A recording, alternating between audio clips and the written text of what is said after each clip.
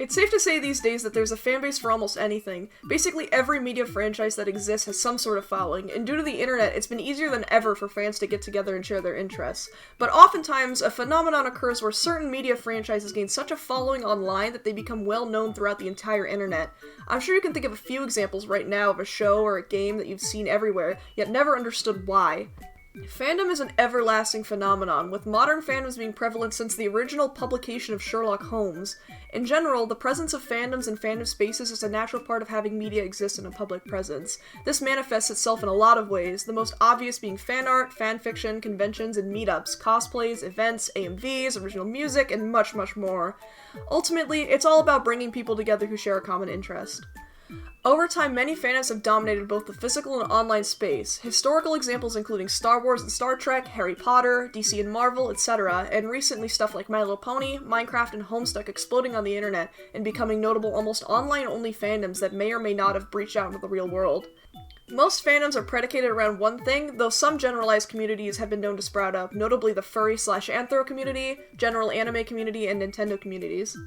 Though these spaces have had positive connotations to many people, in general they have maintained a negative reputation of either being cringeworthy, toxic, or bizarre. Some people believe that some things are undeserving of the fandom that they have garnered, and in some cases, some people believe that the people within these communities taint the perception of the media itself, regardless of if it does or doesn't take direct input from the community.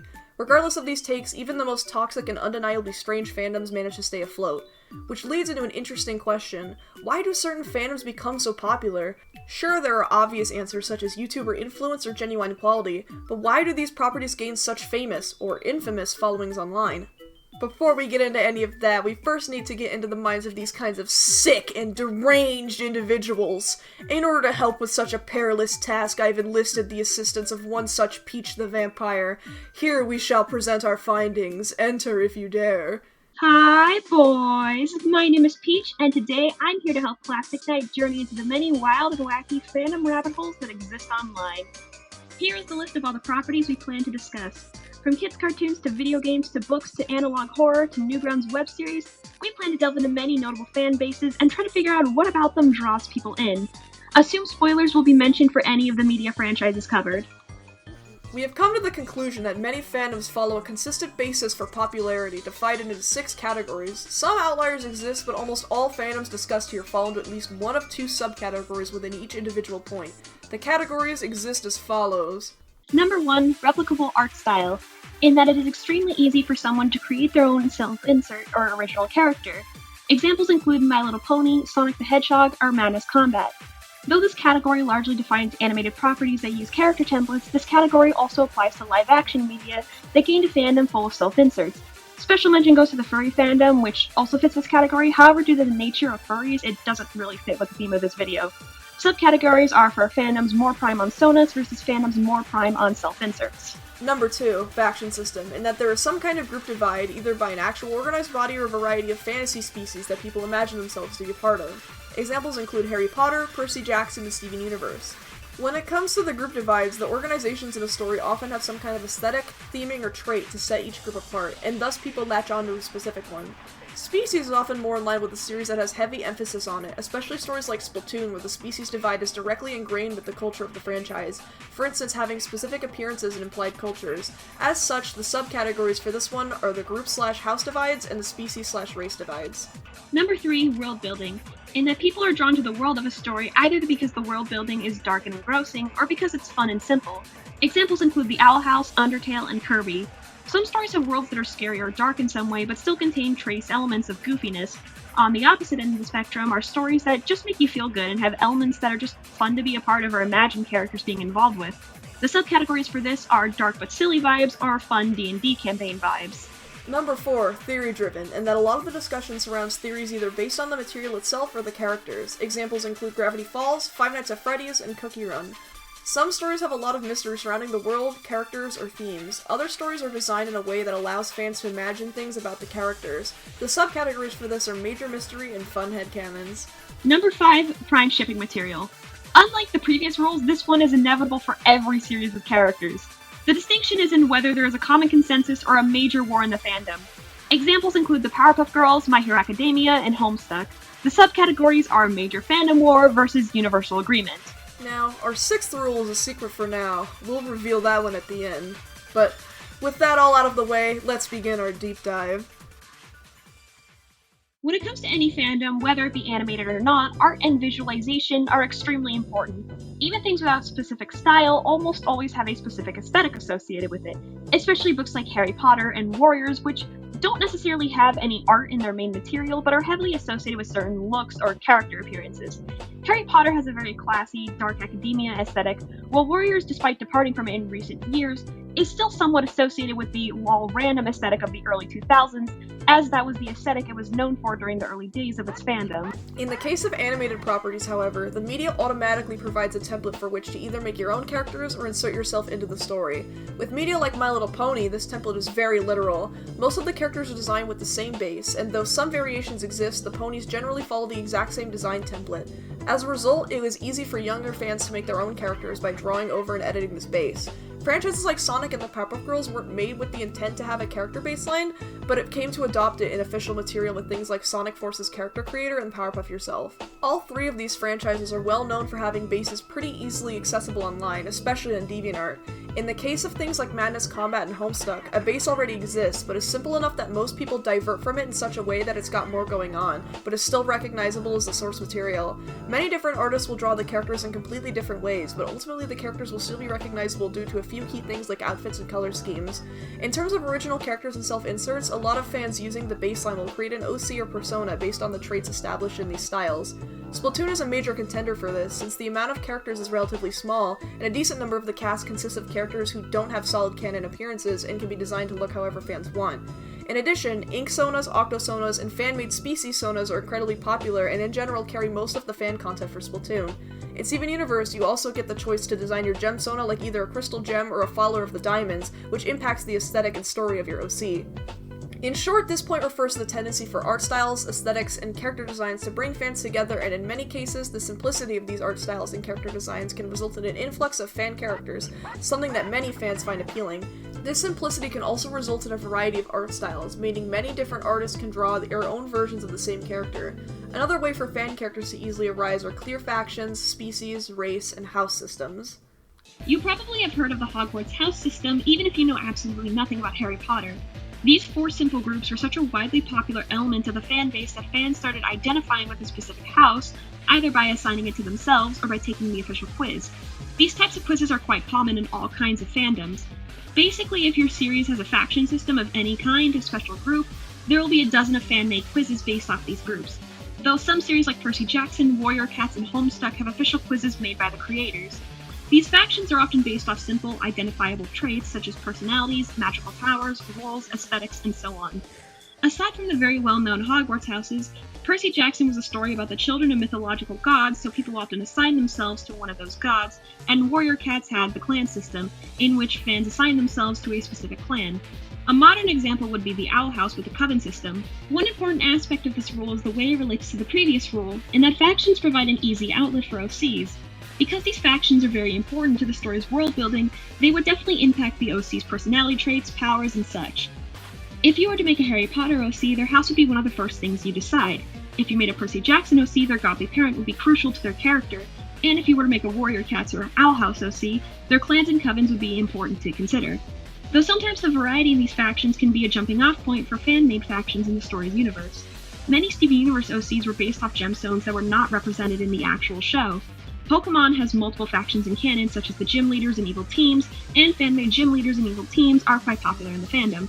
Cookie Run is a series where OCs are easy to make, not just because of the character's simple chibi appearances, but because you could just choose a type of food and go from there. Often, series will not have a typical house dynamic, and will instead have some kind of species/race division. Though often some of these series have heavy subtext in the story regarding race, many won't, and just portray a difference between the two major subsets of characters. One notable example is Splatoon, with the species divide between Inklings and Octarians being especially notable, both in the story and in the fandom. Many people who make OCs for these fandoms will usually insert themselves as a specific race/species in the story, or sometimes even craft a fan-made culture. One of the biggest examples is My My Little Pony, with 3 major types of ponies existing, these consisting of the Earth ponies, the unicorns, and the Pegasi. In the show, other species exist, such as changelings and alicorns, but the primary 3 will always be the basis for the majority of fan characters. In most ways, the fandom will ignore any in-universe racism unless it's for the purpose of writing angst. A major reason people make OCs for different species in the first place is often due to the in-universe world building. Coming back to Splatoon, the Inklings and Octolings have distinct visual stylings in order to make them stand out, and each have characteristics that make each of them specifically unique. Inklings are short-sighted, trendy, outgoing, and not exactly the brightest. Meanwhile, Octolings are calculated, quiet, loyal to a T, and highly intelligent. People usually make their OCs one or the other depending on their personality, as well as non-canon hybrids such as Inklings. Some series depict a mix of both of these. One major example is the infamous webcomic Homestuck. Homestuck has 2 different divides that were equally important when it came to creating OCs. These 2 divides are God tiers and the Hemospectrum. The God tiers are specific powered-up forms consisting of a class and an aspect, or in more simple terms, a role in the party and the element they control. Because the God tiers were heavily tied to the personalities and arcs of the characters, and also because the concept of God tiers is admittedly cool, many fans latched onto the concept and created God tier quizzes, as well as fan-made classes and aspects, and aligned themselves with specific classes and aspects. Eventually, an official quiz for aspects was created.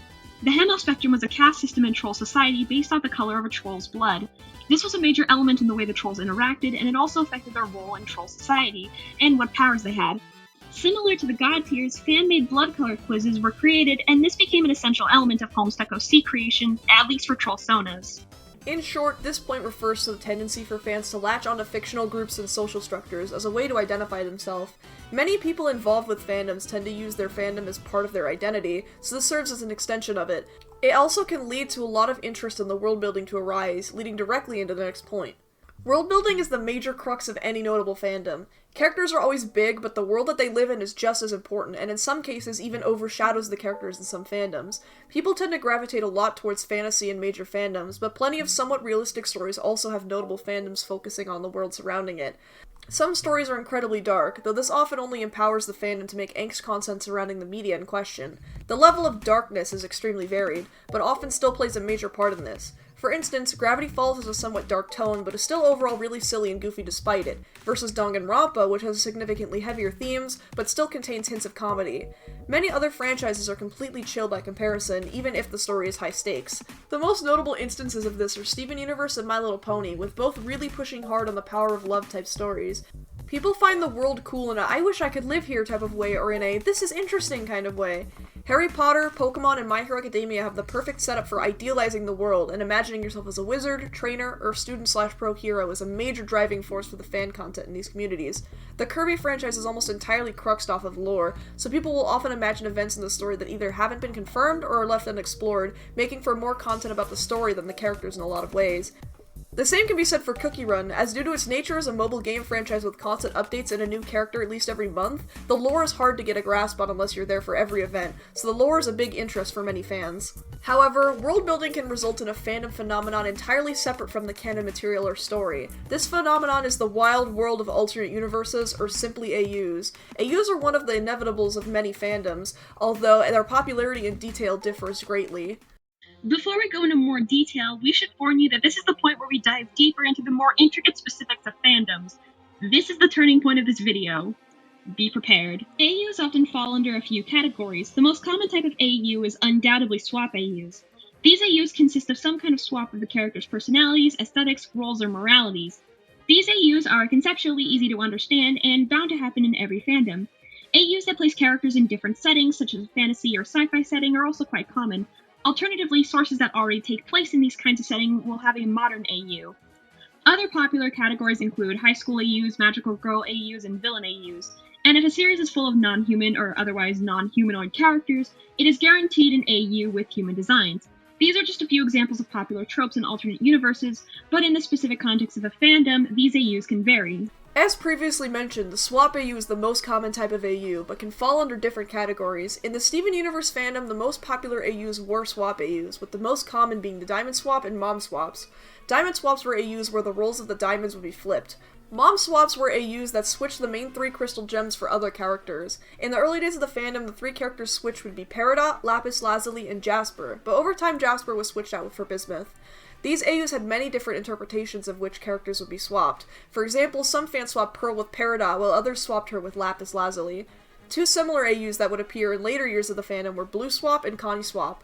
Blue Swap was an AU that had Blue Diamond as Steven's mom instead of Pink Diamond. Connie Swap was an AU that had Connie as the main character instead of Season. Sometimes these AUs would be combined, as some Connie Swap AUs featured Peridot, Lapis, and Jasper as the main 3 crystal gems, or Blue Diamond as Connie's mom. Some AUs featured Yellow Diamond as Connie's mom as well.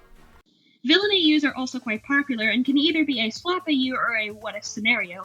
An example of a swap-style villain AU is the umbrella of mastermind AUs in the Danganronpa fandom, which imagine the various characters of Danganronpa as the mastermind of the killing games. These designs and AUs basically exist for every Danganronpa character, though some are more popular. Arguably the most popular mastermind AU is Chihiro Fujisaki. This makes sense considering Chihiro's intelligence, ultimate talent, and impact on the plot. Mastermind Chihiro is also one of the only mastermind AUs that seems to have an agreed-upon design and aesthetic. Makoto Naegi is also quite popular for these AUs, however this is likely just because Makoto is the main protagonist of the first game and arguably the face of Danganronpa. However, it is more common for a villain AU to fall under the category of a what-if/bad ending story. A what-if AU is more of a hypothetical, while a bad ending AU is an extension of something with a basis in canon. A popular what-if AU is the Usurper Luz AU from the Owl House fandom, created by Twix Starry, which shows an alternate timeline in which Luz becomes a villain due to evil magic. Villain Deku from the My Hero Academia fandom is also probably one of the most popular examples of this, though we were unable to find the person who first created this AU. Often usually being an inclusion of Deku and the other 1A students as part of the League of Villains, and not usually including role swaps where the League appears as heroes. These two AUs are extremely popular in their respective fandoms, as evident by the amount of fan art that exists of these AU designs. Bad ending AUs are essentially the same thing, except they are based on material that is at least partially explored in the canon of the series. Many instances of this exist, but some notable ones include Bipper from Gravity Falls, which is essentially Dipper but being possessed by Bill Cipher. This concept was only explored in one episode, but spawned intense amounts of fan content. If you were there during the peak of the Gravity Falls fandom, you knew. Another popular example is Splatoon's character sanitizations, most notably with Agent 3, now referred to in canon as the Commander. There are two Agent 3s, I don't know why they did this. Sanitization was basically the Splatoon equivalent to zombification and a hive mind at the same time, basically creating a controlled zombie scenario. Agent 3 gets partially sanitized in the game at one point, leading to a lot of angst scenarios created by fans. One of the most popular Friday Night Funkin' mods is the Corruption mod, a mod made by Phantom Fear and based off of a piece of background decor in Week 5 that eventually turned into a story about an evil corruption spreading and infecting the various Friday Night Funkin' characters. A more obscure example, but one that many may recognize visually, is the Powerpuff Girls, a Bizarro World equivalent to the Powerpuff Girls universe where the girls in any good character is evil and any evil character is good. This was introduced in a comic that was published after the end of the original series run, though it still featured concepts written by the original writers for the show. They were immensely popular in the fandom, and to this day you can find a lot of fan art of them, though many are still convinced that they're just popular fan characters. Though, actual fan characters from this AU do exist, notably the Rowdy Right Boys, created by J.K. Sketchy, which were the Bizarro hero equivalents to the Rowdy Rough Boys. Though, alternatively, some AUs do the opposite and serve as more lighthearted and wholesome experiences. Two examples of these come from the Madness Combat fandom. For context, Madness Combat is a series characterized by cartoonish violence, blood, and death, and takes place in a dystopian Nevada. However, two of the more popular AUs in the fandom are quite different tonally. These AUs being the Sandmo's Coffee Shop AU created by Tuning Out, and the Hank and the Keystone Fragments created by Nort Sauce and Flyguts. Sandmos is the ship between Sanford and Deimos, and the Sandmo's Coffee Shop AU is exactly what it sounds like. While Hank and the Keystone Fragments is essentially a kids' cartoon AU depicting the cast as kids with a magical destiny. Both of these AUs are extremely noteworthy, with the fanfic dedicated to the Sandmo's Coffee Shop AU, titled If No One Will Write a Sandmo's Coffee Shop AU, I Will, is one of the most popular Madness Combat fics on AO3, while Hank and the Keystone Fragments has an abundance of fan art and art related to it is often at the top of the general Madness Combat tags on Instagram. But of course, we could not discuss AU content without mentioning Undertale. Undertale is the granddaddy of AUs, a shining beacon of content. Arguably completely insane and unprecedented levels of content has been made surrounding Undertale in regards to AUs. Every single type of AU imaginable has an Undertale equivalent, and there's almost no way to categorize every single one of them. A common misconception about Undertale is that the AUs died along with the fandom, but they absolutely never did. They only grow stronger. Underverse did Into the Spider-Verse before that was even a thing, and creates a rare subgenre of AU consisting of a major mega crossover between different things. Undertale fan content is shockingly well produced, including Underverse, which is a fully animated fan series with its first season extending over 2 hours long, with content still being produced for it. Undertale's AUs are the driving force of the Undertale fandom almost independently in the modern day. This is as much AU talk as we can manage. These rabbit holes are quite extensive. In short, this point refers to the tendency for fans to get attached to a certain world and the lore behind it, but also refers to how fans love to imagine their own stories and alternate versions of the characters and worlds associated with these stories. Similarly, an interest in the world of a story can lead to a desire to learn and understand the unexplained elements of that world, which leads to our next point. Theory-driven fandoms are fandoms that rely a lot on fans speculating and making material about or surrounding popular theories, usually egged on by some sort of element in the source material. Most fandoms have some element of theory involved. For example, many modern cartoons like The Owl House and Steven Universe have/had prominent theory discussions in their fandoms. The Kirby fandom contains a lot of lore speculation, since so much is left unsaid. As a result, many come up with both theories and headcanons for the world and characters. The most notable examples of heavy theory franchises are Gravity Falls, Five Nights at Freddy's, Your Turn to Die, and The Walton Files. Each of these sources has material that's begging to be solved, especially Gravity Falls and Five Nights at Freddy's. Gravity Falls has mysteries throughout the entire show, with some still being unsolved to this day. This resulted in a fandom that was extremely analytical and took every single frame of the show as a clue towards something. The second the first game released, Five Nights at Freddy's was analyzed to hell and back. Five Nights at Freddy's is slowly building up pieces to a puzzle, with a lot of Five Nights at Freddy's theory content being intentionally made to cater to MatPat almost exclusively. Your Turn to Die is a game where solving the mysteries of the characters and situation is one of the driving forces of the story, as the premise is built around the mysteries surrounding the cast and their connection to the events in the story. The Walton Files is a much newer property, though it's similar to the likes of Gravity Falls, Your Turn to Die, and Five Nights at Freddy's in being a series people love to discuss and analyze. Though many mysteries have already been answered, there's still a lot we don't know, and while people enjoy other aspects of these properties such as their characters or their stories, it is the theories that carry most of the discussions online. Alternatively, some fandom discussions are heavily centered around headcanons. Headcanons are elements of the story, characters, or world that fans imagine to be true even if there is no canon evidence. Headcanons are common in basically every fandom, and are especially common in fandoms with more simple characterizations such as Cookie Run, Madness Combat, and Friday Night Funkin'. Some headcanons end up being confirmed canon by the creators, such as Boyfriend and Pico being exes in Friday Night Funkin' lore, as well as Boyfriend and Girlfriend being neurodivergent. There isn't too much to explain here, as headcanons are pretty easy to understand. In short, this point refers to the popularity of speculative discussion in fandom, whether that is speculation about the story and its associated mysteries, or discussion about the characters and the world on a more casual level. Theories and headcanons are also an element of our next point, which is quite the loaded topic: shipping. Shipping is a beast in fandom. It is inevitable, no matter how many characters there are in a series. Even if there's only one character, people will find a way, no exception. The Onceler is a prominent example. I refuse to elaborate further. Anyway, though shipping is a staple in all fandoms, some of the most popular fandoms out there have large shipping communities. Basically every single fandom previously mentioned has a shipping community, though they vary in the, to put it nicely, intensity. Madness Combat and Splatoon are examples of fandoms where the ships are pretty much agreed upon due to the small size of their casts. It is pretty rare to find a Madness Combat fan who didn't ship Sandmos or 2B Hank, and it's pretty rare to find a Splatoon fan who didn't ship Perlina or Agent 24. Rare pairs do exist in these fandoms, but the aforementioned ships are considered iconic within their fandoms, whether people ship them or not. Cookie Run is a fandom with over 100 characters, and as such, the shipping scene is much more divided. While some universally agreed upon ships exist, namely Sea Moon and Mint Coco, there are significantly more rare pairs in this fandom. And then we have My Hero Academia.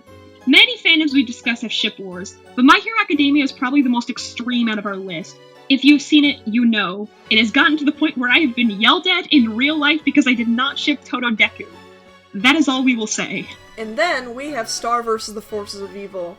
Star vs. was a situation unique to a lot of other fandoms here, where it managed to kill its own fandom by catering way too hard towards Starco and taking the rest of the story down with it.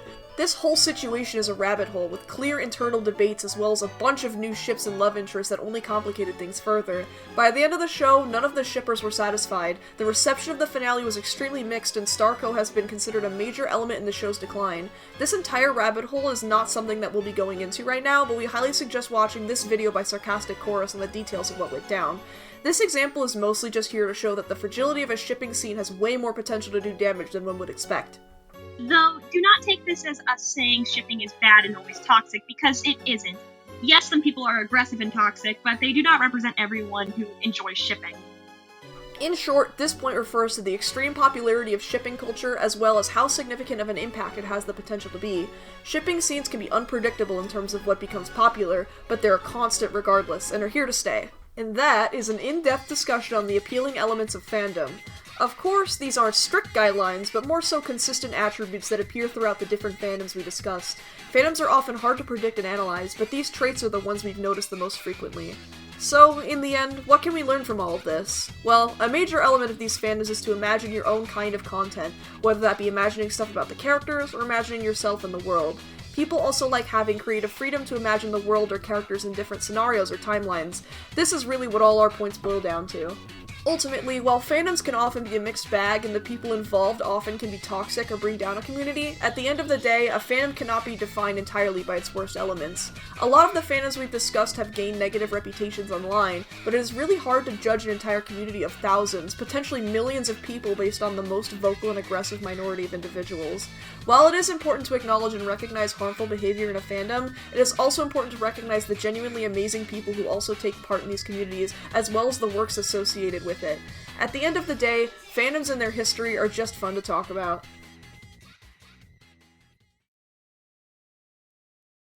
Oh, yeah, I forgot about the secret rule. Well, I hate to be the one to inform you, but there is a way less commonly talked about phenomenon in the majority of character-centric fandoms, one that will shake you to your core.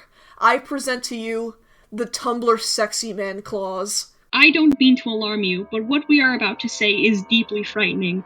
Many of the fandoms we talked about have at least one character considered a Tumblr Sexyman. In fact, two of the fandoms mentioned, Gravity Falls and Undertale, have characters considered to be some of the most prominent sexy men in sexy man history.